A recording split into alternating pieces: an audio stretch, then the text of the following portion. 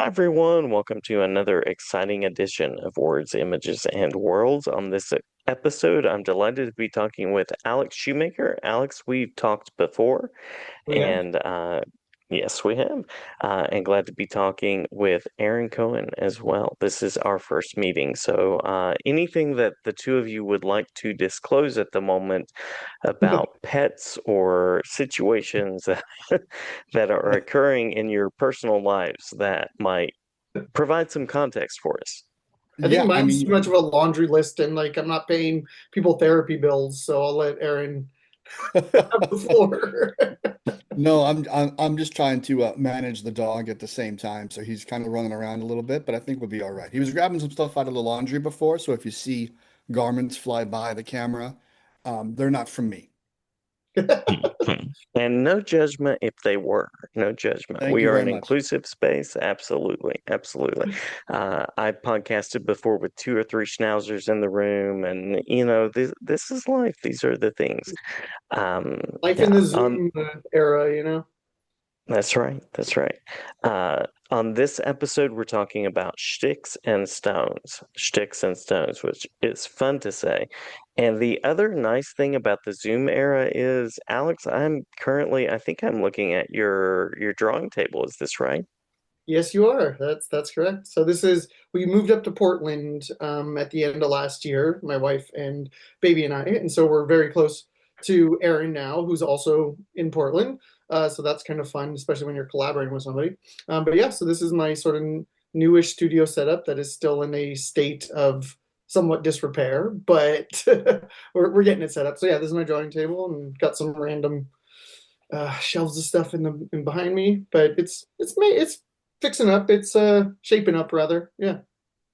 Nice, It nice. looks it looks like Uh, it looks studio-ish. It looks It good. looks mhm, studio-ish. Yeah, it looked like mhm. I'm in a dungeon like our friend Joey says, but otherwise it's a great If space and I'm really if we're thankful. not in art dungeons, we're doing it wrong, That's right? true. I think yeah, Yeah. it's true. True, true, true. A slave to the artwork, a slave to the Exactly. vision. Yeah, yeah. Yeah. Willing is a fair distinction to make Yeah. though. Willing slave. Yeah. Yes, absolutely. Portland is on the visiting list at some point. So I just want to tag that in. But also, I know that listeners out there might be familiar or unfamiliar with the book. So anything that you'd like to say about sort of the punchy tagline, the teaser, elevator pitch of the book. Sure. I'll lead off and then I'll tag Alex in. Yep. It's kind of an ode to our families and Sunday funnies, and it's essentially three Jewish holidays, three Madcap mysteries, and one Meshuggah family. So we created this this family at the center of it with the main character named Ben, who fancies himself a cross between Bugsy Siegel and Columbo.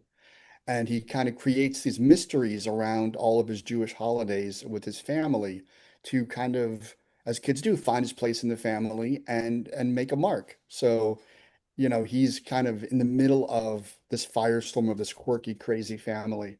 And it's really just showing how different families celebrate and come together and love through comedy, right? Yeah. And And that's, oh, sorry. Were you done? no, yeah.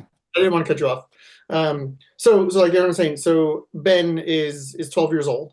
So he's, a tween, and so he's right in that age between sort of childhood and adulthood. And he, Mhm. obviously sees himself as an adult at this point. He's like, I'm not a baby anymore, that kind of vibe. And so he contrives of these really fun sort of stories, mysteries involving his family, to sort of self-aggrandize a little bit, but I think it's something that all kids kind of do to entertain themselves when they're in this world that can feel very adults only sometimes. So I think that's a fairly relatable aspect too. Just that inroad of like we've all been kids, we've all been at big family gatherings, most of us. So we've all been caught in that sort of storm of personality and bravado and humor and whatever the case may be. So yeah, we center on Ben, but it really is about just being part of a huge mishpucha, as we say in our community. Yeah, and a whole family of characters that Yeah, that whole we family. hope and think that people can really relate to and see themselves and their family in. And some pets. Speaking of pets, we got some M&Ms too. We got animals, we got kids. We got Yeah. animals. It's a whole menagerie. Nice, nice. We love the relatability, absolutely, and love that you're speaking to. How did the two of you get connected? How did you meet creatively? Do you know Tony Wolf? He's a cartoonist out of New York as well. Hmm. Hmm. He's from Greenpoint, I think. So he connected us. He was friends. We were mutual friends with him unknowingly. And then Aaron was looking for an artist and he could tell you the story of how that evolved, but he got into the Cloakroom, which is an anthology to feature students of Scott Snyder.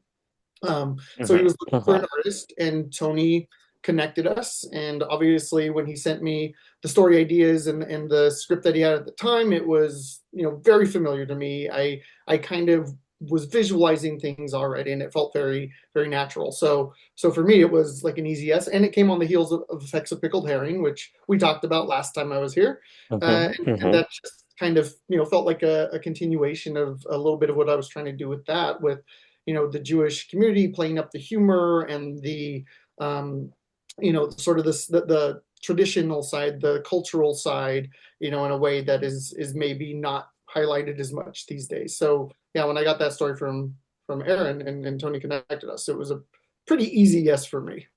Yeah, Tony literally read the story and said, "You know I who you know should another talk to?" Jew. Yeah, he didn't lead with that. He didn't lead with that. he's Yeah, also that was from Good. he's it also was Yeah. from New buried. York. He's It from New was York, so buried he knows underneath. a lot of Jews. Yeah, it was there somewhere though. It's like, you should talk to because no, it was well, no, Yep. he was very much like, I think you guys would really get along. I think this would be a good match, and you guys should talk regardless, right, of what. And now this is our third collaboration together. The second one was another cloakroom story called The Spelling Bee, which actually I just got my comps of this week. So that just came out into the world, which is great. So, and now this is the third one, along with our colorist, Ralph Singh. It's also our third collaboration with him. And Yeah. I met him at Kubert. So we've been friends a long time as well. And he's based out of Germany.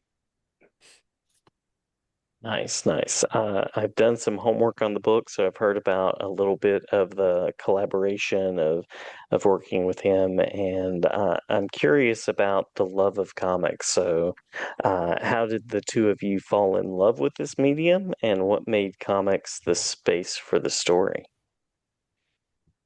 Take it Sure. away, Mr. Cohen. Me? Yeah, All why right, not? man. How much time we got? Well, Right. yeah. I mean, fall in love An with the hour. medium. I mean, for people who love the medium, I feel like you look at it and go, well, how can you not almost, right? It's such a Hmm.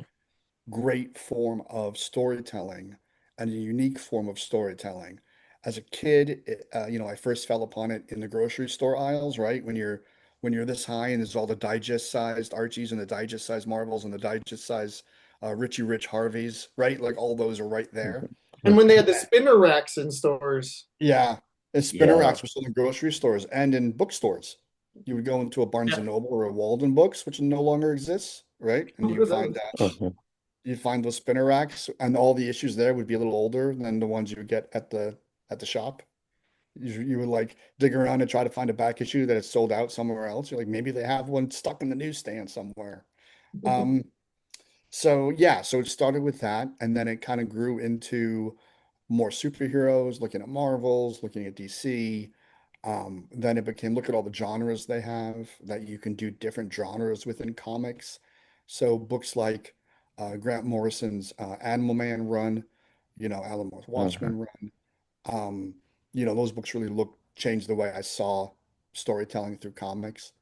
Um, and it just became something I couldn't not have on a regular basis, and then slowly became something that I felt I could be a part of, um, or have a story to tell within that medium.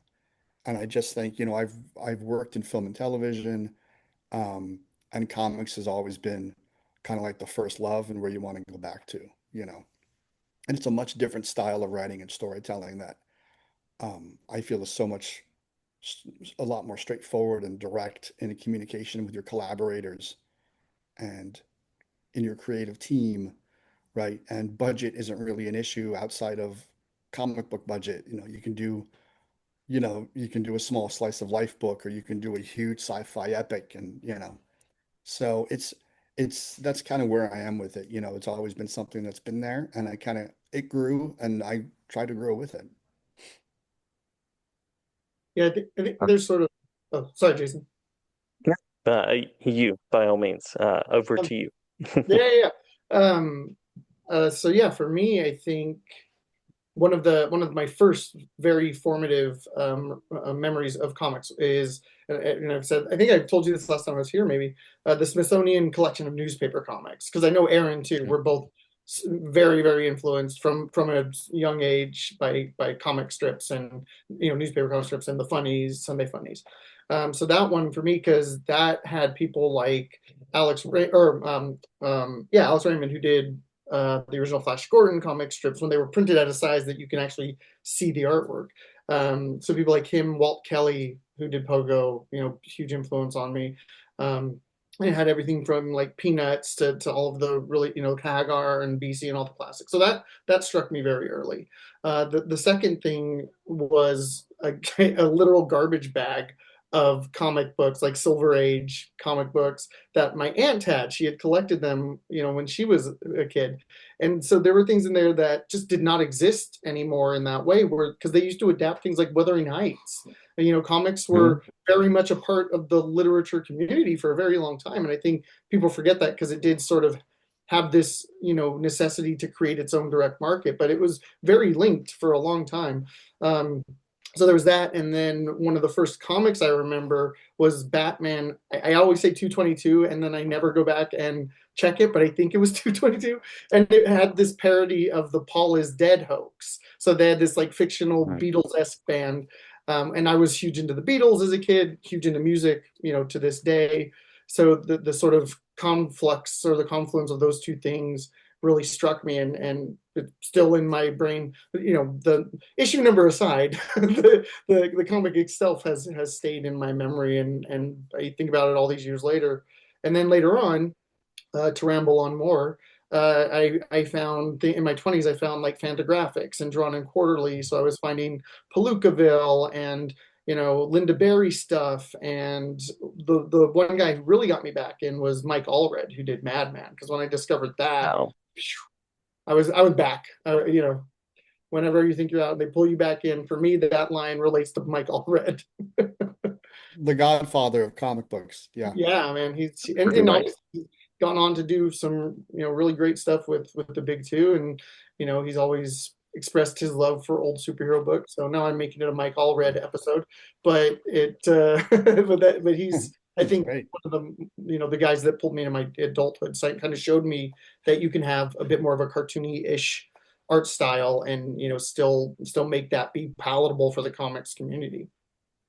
Yeah, and something that, what you said, Alex, kind of triggered a memory for me that I haven't even, I don't think I've thought about as far as Ruh-roh. influence goes. But my aunt, who talk about families who have things hidden in their house and you find it and then you just start digging through it. Um, my aunt, who's a Feynman, who namesake of the characters in the book, which they love in my family. Um, she had a huge box of Mad magazines in the basement. Yeah, sure. Oh, Um, yeah. and as a kid, that was not something I was super familiar with. I was super familiar with comics, more like Harvey, Archie, like the Pogos and all that as a kid. And then finding that box of Mad magazines was a huge influence on me. Um, I don't know if people look at that and go, that's a comic. It's not, it's a magazine. It's kind of everything. It's a satire, it's a Mhm. parody, it's a It's story, definitely right? comics. Yeah, I Yeah. think people would agree with that. There's like Jack Yeah. Davis. These legendary cartoonists are in there. Sergio Aragona is built. But I think what's interesting is I think people who read Mad Magazine wouldn't necessarily say, I'm a comic book fan. Sure. Say, I Mm, like Mad mhm. Magazine. I like this. The same thing that I find interesting about Sunday Funnies is you could talk Sunday Funnies with anybody. Calvin and Hobbes, Oh, everybody talked about Calvin and Hobbes, Far right? Side. Yeah. Everyone talked about Far Side, Yeah. right? But they're not going and buying a comic book, but they're comic fans Yeah. because they love the medium as it is there too. Yeah, for me, the through line is sequential storytelling. I mean, Yeah. that's what they Mhm. both are: comic strips, comic books, graphic novels, however you want to call them. They're all in the same school. It's just just the different ways of displaying the storytelling. But that's all. It's funny that people don't automatically relate that, and I know I'm saying that from a very specific point of view, so it's not necessarily fair, but I mean, it's all sequential storytelling, and that's why fans of there's so much crossover. It's not really a surprise, and it shouldn't be. Yeah, and I think the comedy of those books are a huge influence on me as a Yeah, writer. And that's why we kind of like the newspaper comics. Not yeah, that those are, they're more knee slapping than side splitting, but that's the formative stuff that you remember and going, oh yeah, it's supposed to be fun. It's something that we forget to do sometimes too, I think. yeah, and you can land a joke pretty quick, right? You Hmm. have 4 panels Yeah, to land a joke or to Mhm. make a point or gives you to those beats. yeah, turn a phrase. It's very, very timed and very meticulous and thought out. And I think that was a huge revelation to me too, reading it was wow, these are really, you know, smart people writing these, trying to come up with the best way to land this Yeah. because it could fall flat. Very true. Yeah. Uh, Collaboration is part of that, right? Like the collaboration between the two of you. But then also just thinking about what it is that you want readers to experience to take from the story. So anything about that with Sticks and Stones, anything that you want readers to sort of be thinking about after the experience, the way we're sort of thinking about some of these comic strips here years and decades later. For me, I think it's the sort of relatability and specificity to some degree Hmm. where you talk about the things that happen specifically to you, and Aaron and I think all of comics people who aren't doing like autobiographical work, we all do this. It's the prism of our own lives. So we're taking all of that we're experiencing all the time, and we're just putting that on the page. So there's you know forgot where I was going with that. I had a good point too. It was so good. It was going It somewhere. was so Take Um, your time. Take your time. It's yeah, yeah. So, pre-recorded, so we'll edit yeah. this part it's out. true. That's true. Also, Jason gives partial credit. So, That's true. yeah. Um, And yeah, well, I think the specificity, the relatability and specificity. That's what I was talking about. So Mhm.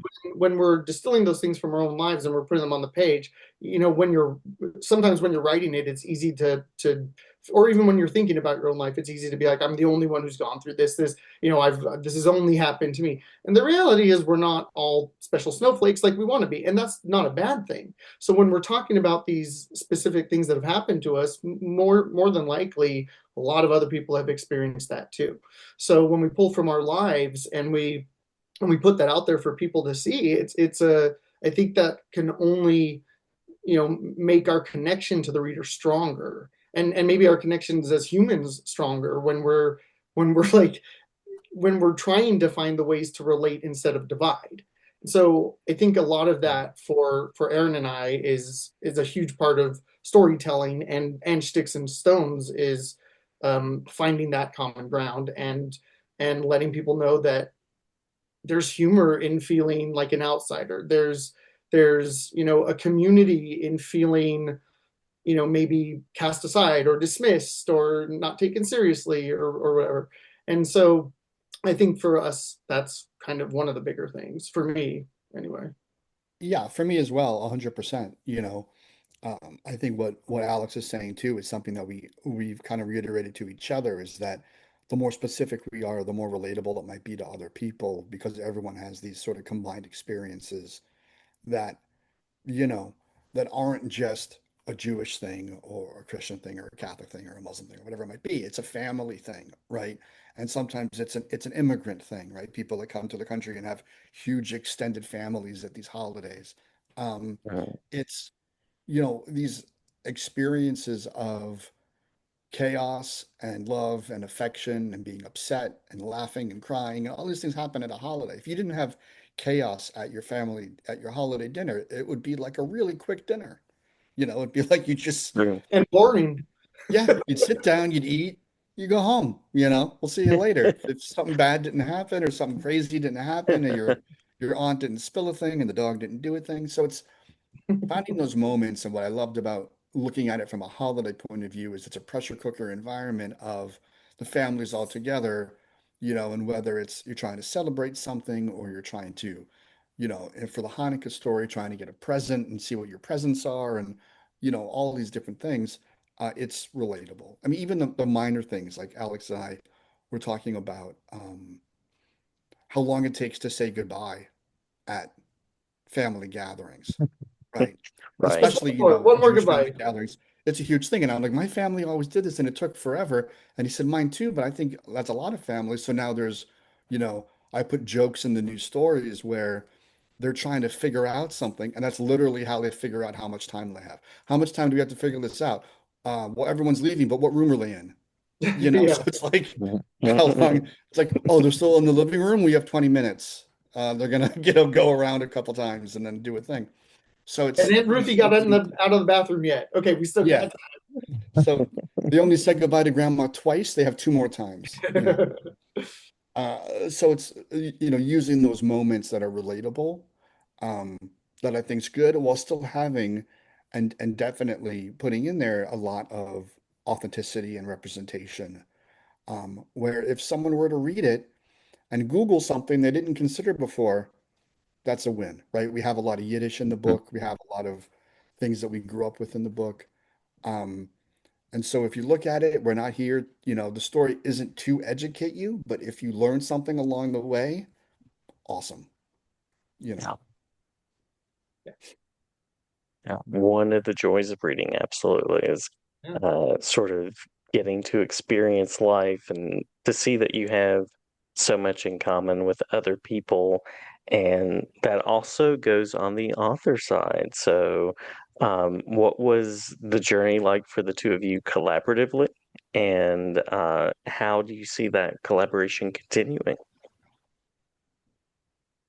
Me talk Yep. about you, you talk about Unless, me. unless you want me to go first, I don't care. I don't care. I'll go first. Say good things But about each other, saying Yeah. good things. only Well, good it things. is. It's, All the bad things I'll are said in private. In I'll give public, I'll give all the I'll good give things. Alex's flowers first. No, We're- it's it was interesting because our first collaboration was the short was a Crime and Passover, which is a short story that's part of the Sticks and Stones Holidays. You have Crime and Passover. We have Eight, which is Hanukkah, and we have Rich Dad, Purim Dad, which is about Purim. Um, and collaborating on that, kind of we hit a stride almost immediately, and it felt like it was a combined narrative of our lives in a way where I didn't have to explain anything. There was very little. Like I Mhm. put it on the page, Alex took it and then just blew it up into something that I didn't see coming, with layouts and nailing the jokes and intrinsically knowing where the moments were, to hit. And every time a page came in, I was just more and more impressed and more amazed with the collaboration. So since that was our first one and we're now on our third, I feel like we've developed much more of a shorthand. We're even on our second one, it's kind of, it's like say less. So I Mhm. feel like I can say less, um, and Alex can still, run with it and we go back and forth. So for instance, um, on one of the stories that I was writing for the new book, I want to open it up with a splash page. And these are the ideas I had for the thing. And I called them up and I said, hey, how do you feel about opening the story up with a splash page? I kind of want to do this. Right. So Mhm. I want to make sure as a writer that he's excited about what he gets to collaborate on with me. Um, so we're always very involved with each other. And then Alex will like send me stuff, to look at in between. So it's a real open communication, which I think is unique because I've worked with some other artists as well who, don't want to get on the phone, don't want to, they just like just send me an email and just give me a bullet point. And I don't Oh, I think, definitely don't want to get on the phone. I do it because it's you. yeah, yeah. Well, then I still take that The as a compliment. truth. But yeah, no, it is. Yeah, Absolutely. yeah. Because caller ID could be a real pain in the tuchus. God Yeah, bless it. yeah. Thank Hashem. So it's really like, Alex elevates the material to this way that, creating characters like this and designing them, they could come across a certain way, and his style as a cartoonist, really brought the tone that I was going for, into the book. And now it's this, beautiful collaboration between us.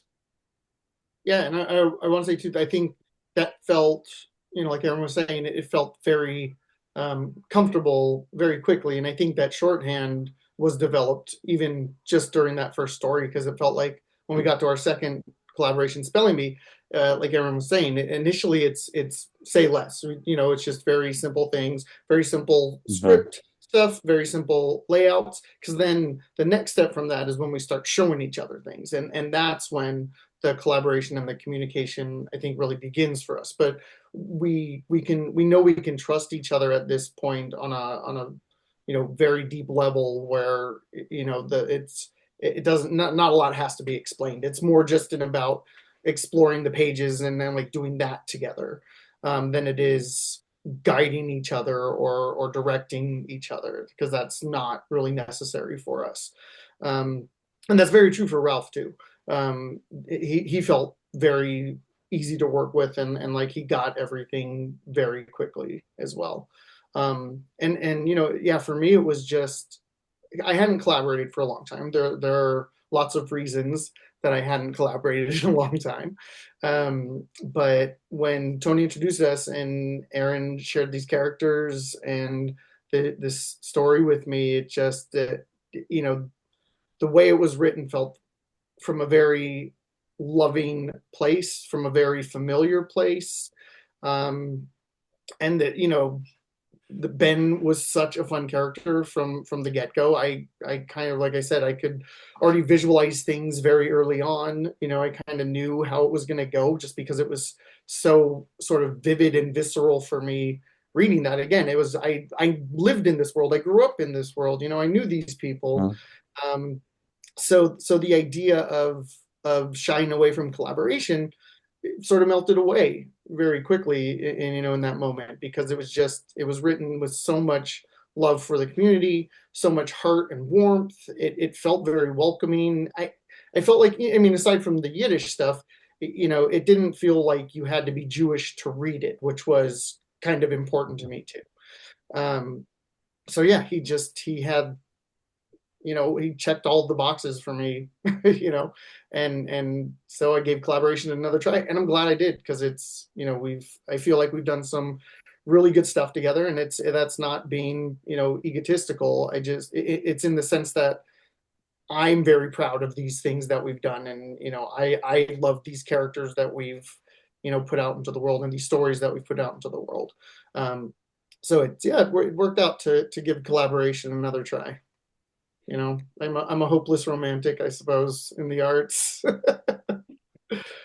Yeah, I mean, I think what's also great is that we're both, I feel, and you correct me if I'm wrong, Alex, but I feel like we're both meticulous but not precious.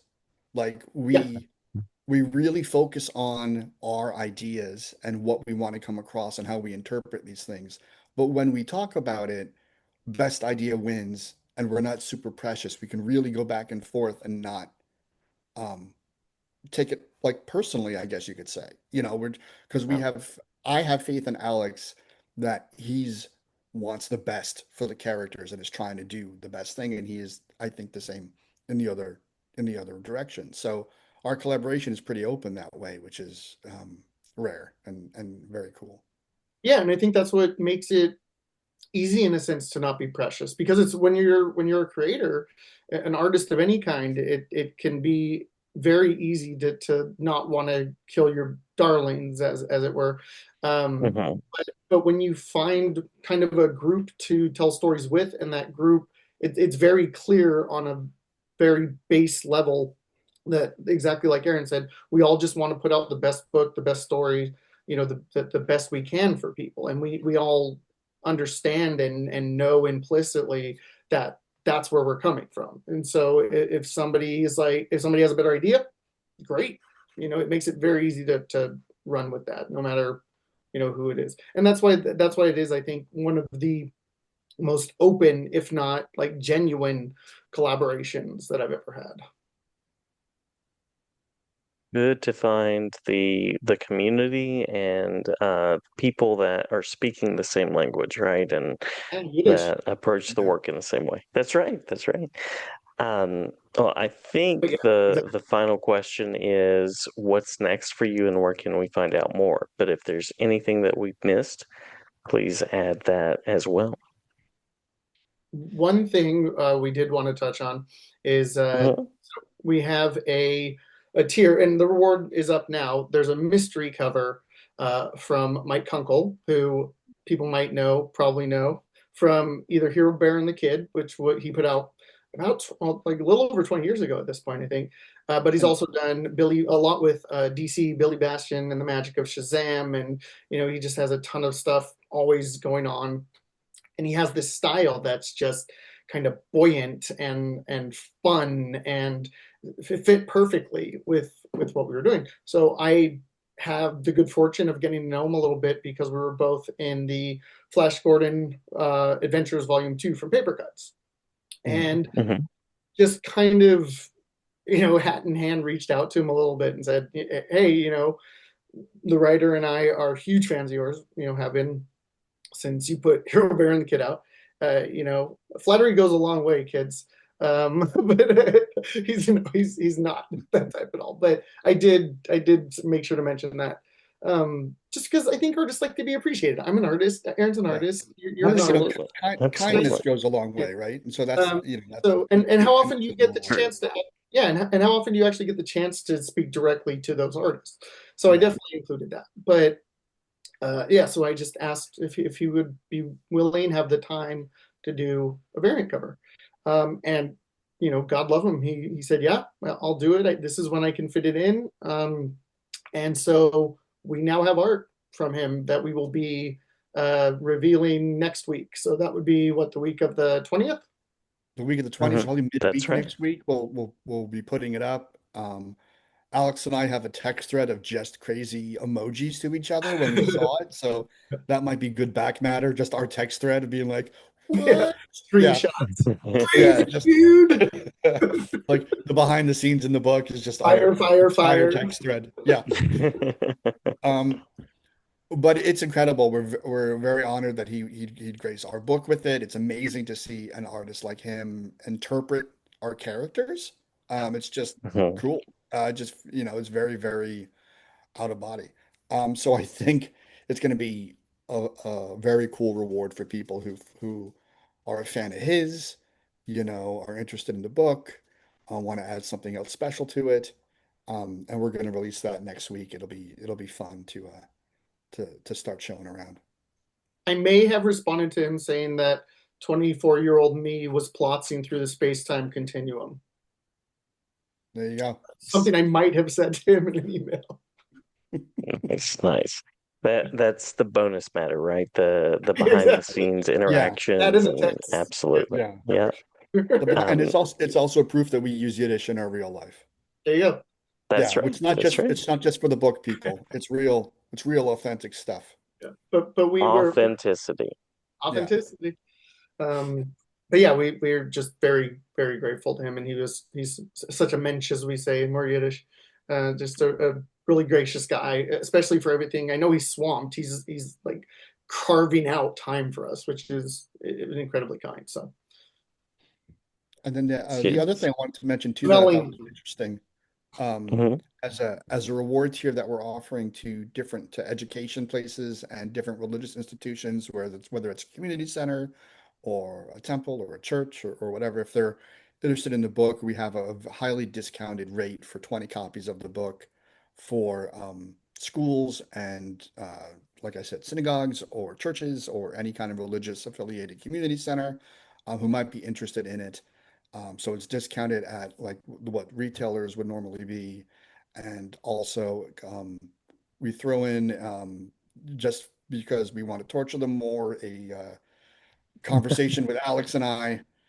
So if so, it comes with a Zoom or a video chat of with us to talk to their classroom or anyone in the community who might want to have a conversation about the book and its creation.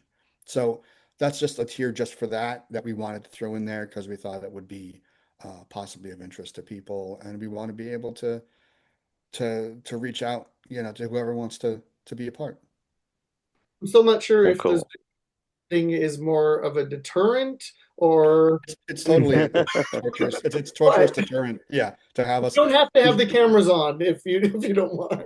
You know what I should do? I think we should update the reward to be like, and we'll do a video chat, but only if you want. If you Right, don't right. want the video chat and you just want the books, We should that's just call it also a fine. consensual Yeah, video chat.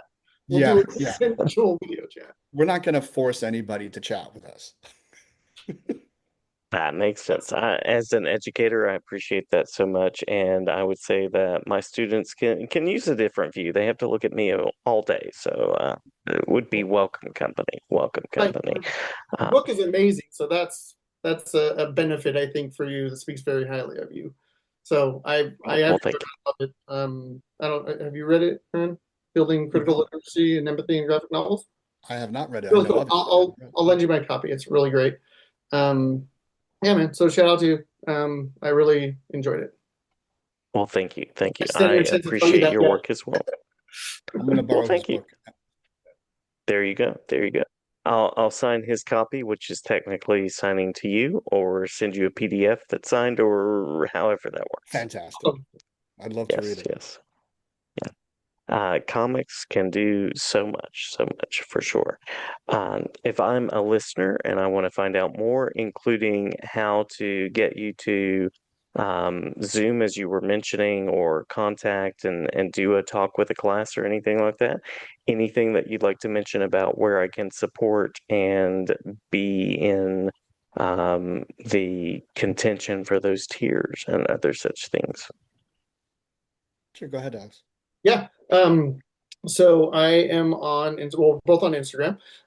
Blue Sky at AJ Schumacher Art. Is the handle. That's pretty much my handle everywhere, just to make it easier for myself, I think, but hopefully it makes it easier for other people too. I am on Facebook, but I'm less active there than Instagram or Blue Sky. Then I have my personal site, which is most of the time woefully neglected, but I've been trying to be a little better this year about keeping it updated. And you can join my free newsletter there as well. So it's alexschumacherart.com.